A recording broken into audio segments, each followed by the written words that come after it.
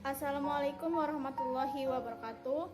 Perkenalkan, nama saya Auditia, NPM 1953023002. Di sini saya akan menyampaikan media flipbook dalam pelajaran materi titrasi asam basa yang diampu oleh Bapak Andrian Saputra, SPD MSc, dan Ibu Lisa Tania, SPD MSc.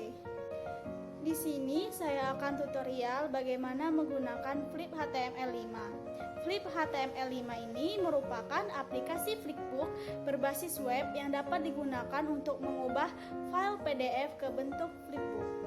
Yang pertama, kita klik Quick Upload. Bisa kita lihat ini tampilannya. Lalu kita klik Upload PDF dan pilih lokasi penyimpanannya.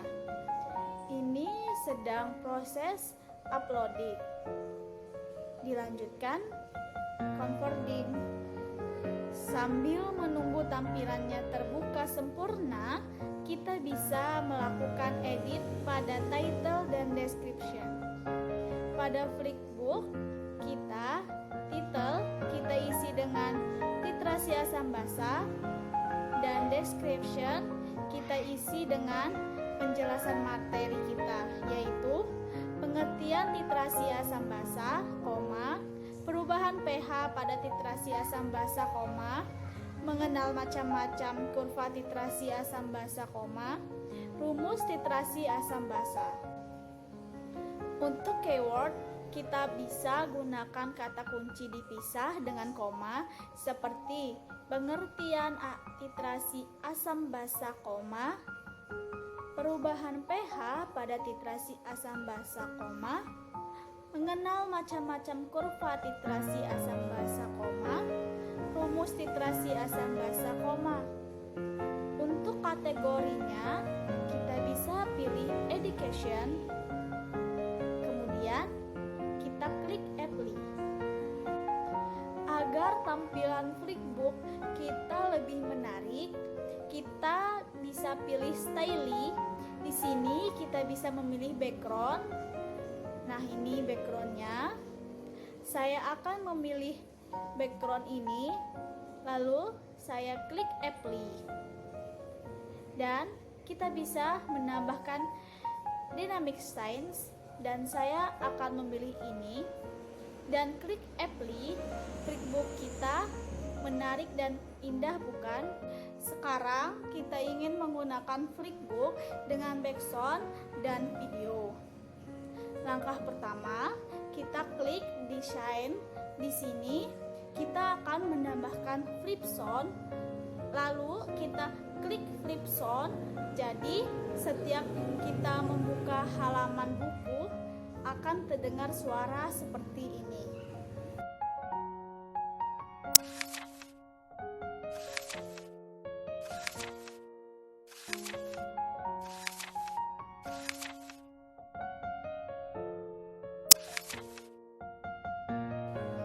Lalu setelah itu kita akan memilih toolbar. Di toolbar ini kita akan menemukan background sound.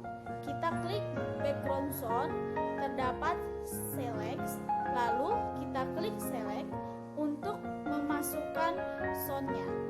Lalu kita klik apply. Setelah itu kita klik soundnya. Bisa diubah besar kecil soundnya.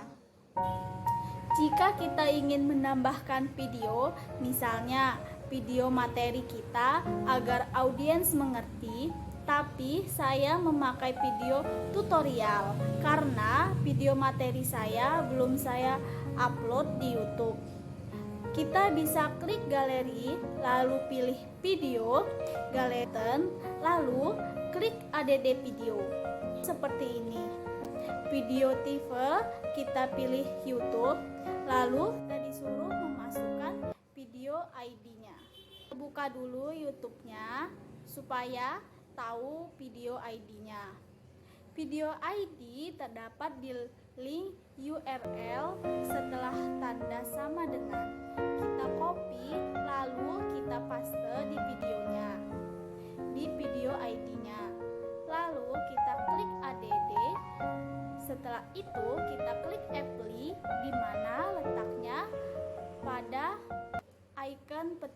bawah seperti ini. Selamat menyaksikan.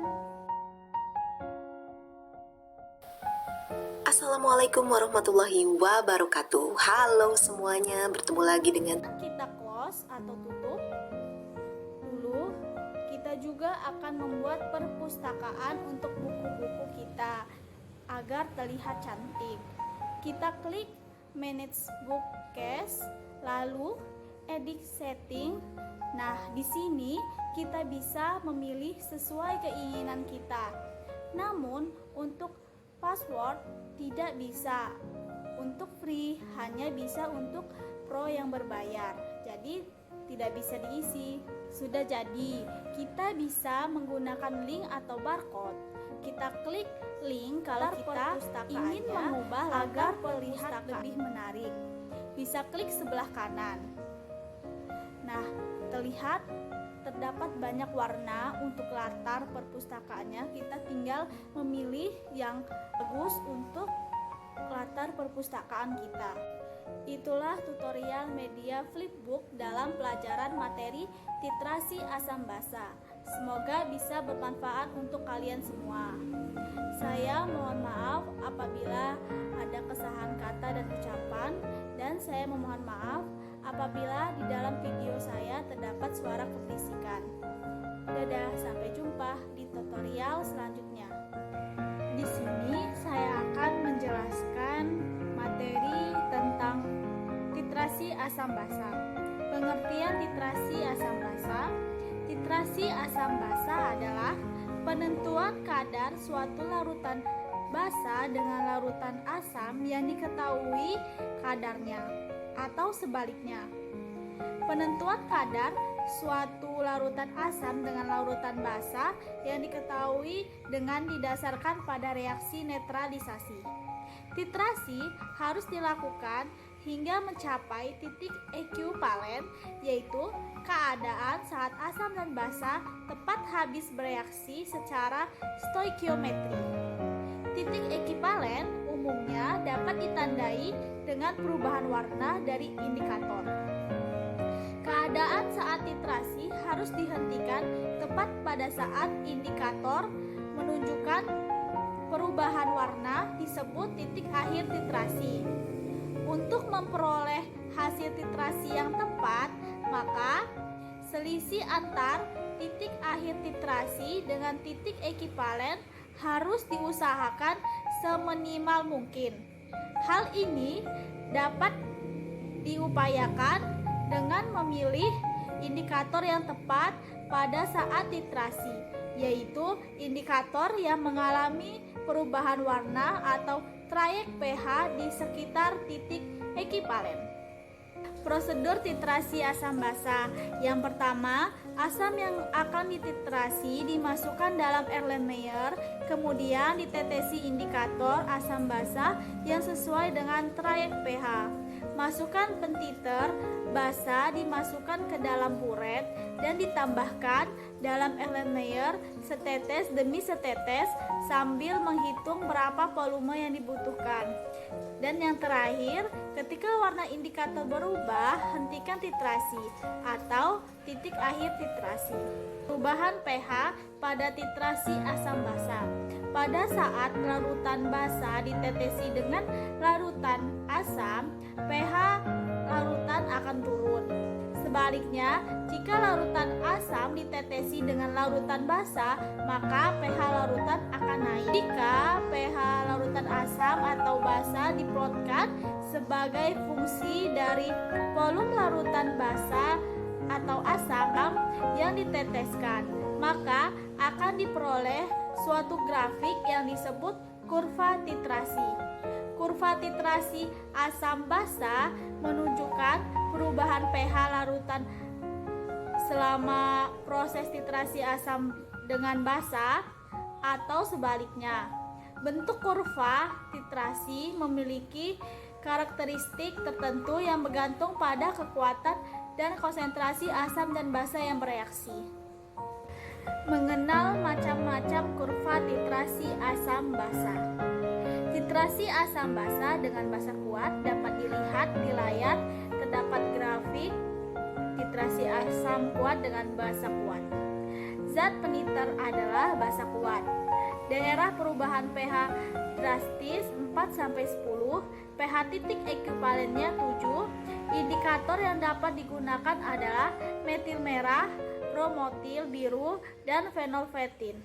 Contohnya HCl dan NaOH. Selanjutnya, kurva titrasi basa lemah dengan asam kuat. Zat peniternya adalah asam kuat. Daerah perubahan pH drastis 4-7, pH titik ekuivalennya 5-6. Indikator yang digunakan adalah metil merah, contohnya NH4OH dengan HCl. Selanjutnya, titrasi basa kuat dengan asam lemah. Zat peniternya adalah asam lemah. Daerah perubahan pH drastis 7-10, pH titik ekuivalennya 8-9. Indikator yang dapat digunakan adalah fenolvetin, contohnya NaOH dengan CH3COOH. Selanjutnya, titrasi basa kuat dengan asam kuat. Zat pentiternya adalah asam kuat. Daerah perubahan pH drastis 4-10, pH titik ekuivalennya 7. Indikator yang dapat digunakan adalah metil merah, bromtimol biru, dan fenolvetin lebih tajam. Contohnya NaOH dengan HCl. Selanjutnya, titrasi asam kuat dengan basa lemah. Zat pentiternya adalah basa lemah. Daerah perubahan pH drastis 4-7, pH titik ekuivalennya 5-6. Indikator yang dapat digunakan adalah metil merah, contohnya HCl dengan NH4OH. Selanjutnya, kurva titrasi asam lemah dengan basa kuat. Zat pentiternya adalah basa kuat. Daerah perubahan pH drastisnya 7-10, pH titik ekuivalennya 8-9. Indikator yang digunakan adalah fenolvetin, contohnya CH3COOH dengan NaOH. Terakhir adalah rumus titrasi asam basa. Rumus titrasi asam basa yang digunakan untuk menentukan konsentrasi asam atau basa adalah sebagai berikut. Titrasi asam basa monopalen atau valensi 1 adalah M asam dikali P asam sama dengan M basa dikali P basa. Jika larutan asam basa bukan merupakan monovalen atau polivalen, valensi lebih dari 1, gunakan rumus sebagai berikut. Titrasi asam basa polivalen. M asam dikali P asam dikali valensi asam sama dengan M basa dikali P basa dikali valensi basa. Sekian presentasi dari saya. Saya memohon maaf apabila ada kesalahan kata atau ucapan, dan saya memohon maaf apabila ada suara keberisikan di dalam video saya. Saya akhiri. Wassalamualaikum warahmatullahi wabarakatuh.